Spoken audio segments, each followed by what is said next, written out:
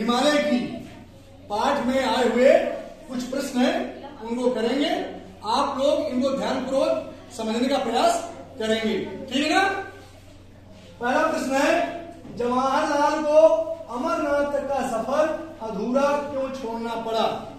आपने कहानी में पढ़ा चुनौती हिमालय की, तो बच्चों इसका उत्तर होगा जवाहरलाल को अमरनाथ तक का सफर अधूरा इसलिए छोड़ना पड़ा क्योंकि आगे जाने के लिए उनके पास आवश्यक सामान नहीं था। आगे के रास्ते भी बहुत खतरनाक थे, बहुत बड़ी बड़ी गहरी खाइयां थी, जिसके कारण उन्होंने अपना सफर अधूरे में छोड़ दिया। सभी समझ में आ गया? अगला प्रश्न बच्चों, जवाहरलाल, किशन और कुली सभी रस्सी से क्यों बंधे थे? आप सोचिए। तो बच्चों इसका उत्तर होगा जवाहरलाल, किशन और कुली सभी रस्सी से इसलिए बंधे थे क्योंकि यदि वे पहाड़ से नीचे गिर भी जाएं तो रस्सी के सहारे वे लटक कर बच सके।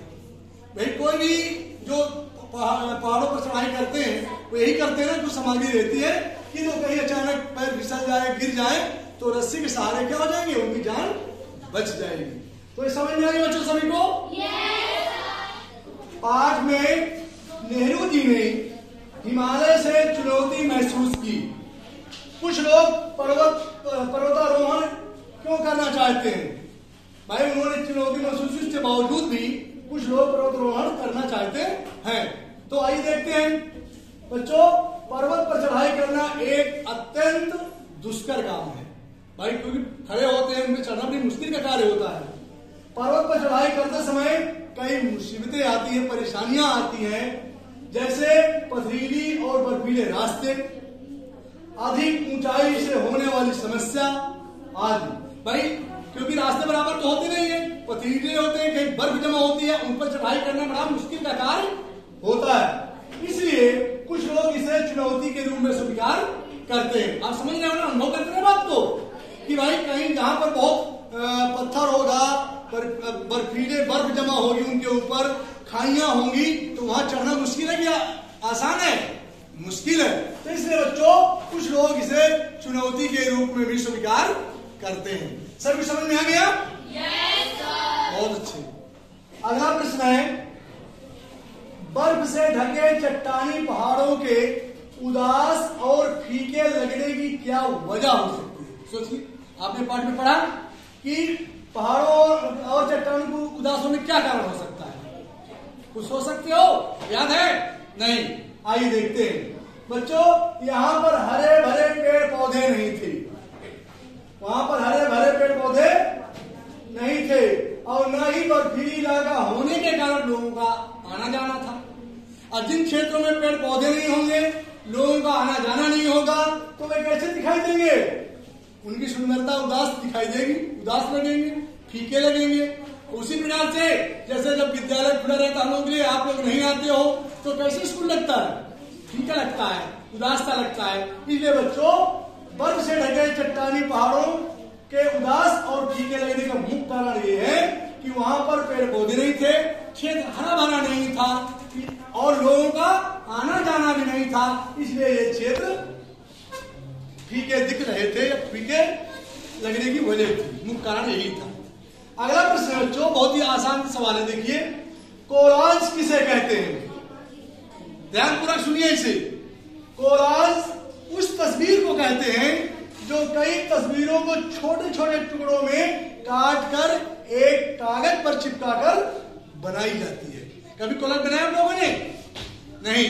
तो इस प्रकार से ये कोलाज बनाई जाती है, और आप लोग भी कोलाज बना सकते हो, पहाड़ का कोलाज बना सकते हो, छोटे छोटे टुकड़े चिपका करके आप उसे दिखा सकते हो। बच्चों समझ में आ गया सभी को? Yes sir. बहुत अच्छे। अगला प्रश्न है और अंतिम प्रश्न है हमारा ये, चुनौती हिमालय की पाठ से हमें क्या शिक्षा मिलती है? हमने पाठ को पढ़ा, इस वृत्तांत को अच्छे से पढ़ा, और उसमें से कुछ जानकारियां हमको मिली कि हमको किसी कार्य को करते समय हमें क्या क्या सावधानियां बरतनी चाहिए और क्या क्या सामान होने चाहिए। तो चुनौती हिमालय की पाठ से हमें निम्नलिखित शिक्षा मिलती है। पहला, चुनौती का सामना करना चाहिए। यदि हमें कोई कार्य मिला है, उसमें कोई समस्या, तो उसका सामना करना चाहिए। विषम परिस्थितियों में विवेकपूर्ण निर्णय लेना चाहिए। यदि कभी कोई समस्या आ जाती है, कोई कठिनाई आ जाती है, तो हमको अपने विवेक का प्रयोग करके उचित निर्णय लेना चाहिए। थर्ड, सावधानी रखनी चाहिए। जब हम कोई कार्य करते हैं, ये कोई चैलेंजपूर्ण चुनौतीपूर्ण कार्य करते हैं, तो उसमें सावधानी होनी चाहिए। यदि आप में सावधानी हटी, दुर्घटना घटी। इसलिए किसी कार्य को करने में सावधानी रखनी चाहिए।